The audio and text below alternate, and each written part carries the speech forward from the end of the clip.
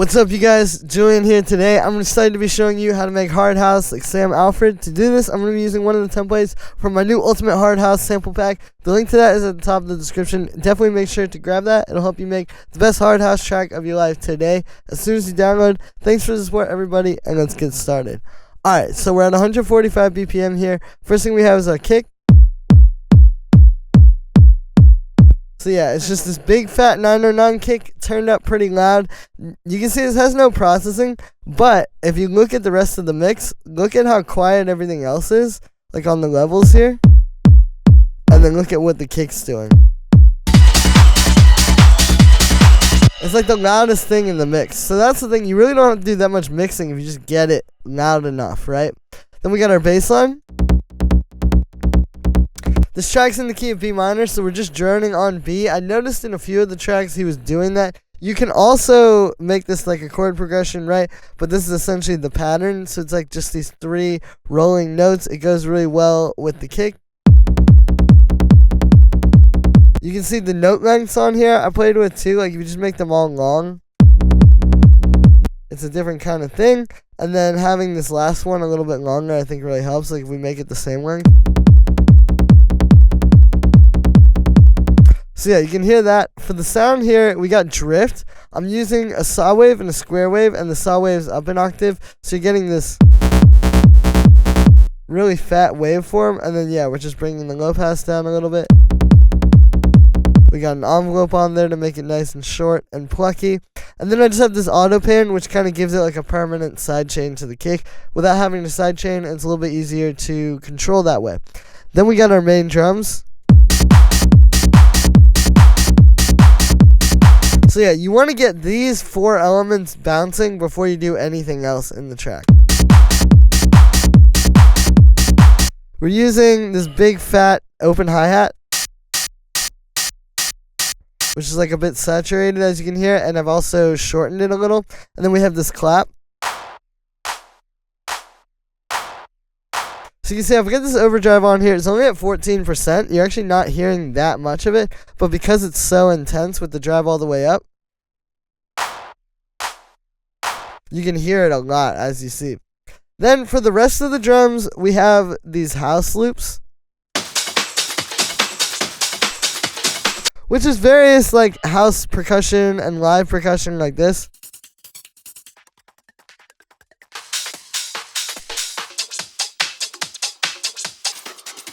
Right, and so it's all kind of adding up and then creating this one thing. Now, as far as these go with processing, it's mainly just like you can see this auto pan, like the side chain, and then high passing when needed. It's really more about the sound selection, and I think something that's very key with these and getting a clean track is if you listen, they're very much up in the highs, so if you put it against the bass now, it's not going to clash at all.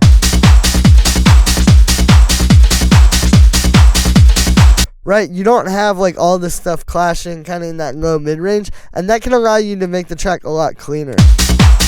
So that's why we high pass a lot of these and just try to get them under control of the kick with the auto pan. The other thing is the sheer amount of them. I think you'd be surprised how many you have to use. Like, I mean, this is how many we got. 1, 2, 3, 4, 5, 6, 7 of them here. To just create this big, powerful percussion, which you can hear, it adds a lot to the track.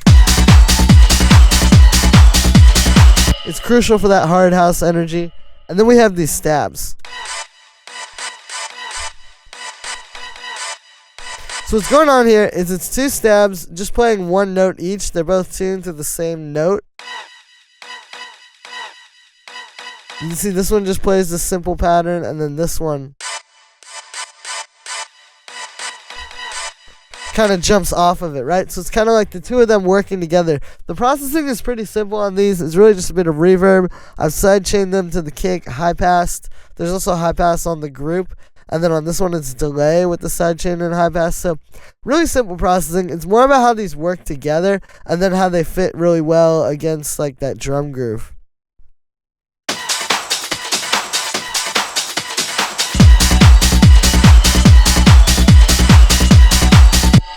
Then we have this little bell melody.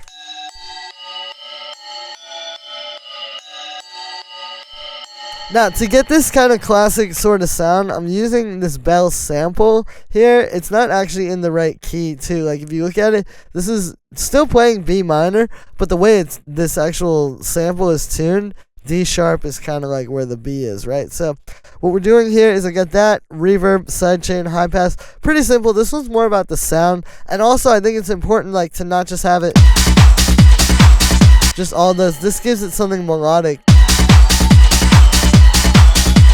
Kind of mysterious. Now for the actual notes on this one, so again, think of this as B because this is just a sample that's not tuned properly, but basically we're going, as far as musical intervals go, root, third, ninth, fifth, sixth, seventh. It's really not that complicated, right? It's just creating something catchy with a bit of call and response. So that's going to be it for this one, guys. I hope you enjoyed. Make sure to like this video as well as subscribe. And let me know what you think of this video in the comments. Like I said in the beginning, you can get this full project file, samples, MIDI, presets. The entire template from this video is available at the top of the description inside Ultimate Hard House. It's really the Ultimate Hard House sample pack. It's got these 5 templates, plus loops, drum loops, MIDI, synth loops, literally just everything you need to make a hard house track. Plus, it really helps support me. Thanks for the support, guys, and I'll see you tomorrow with another video.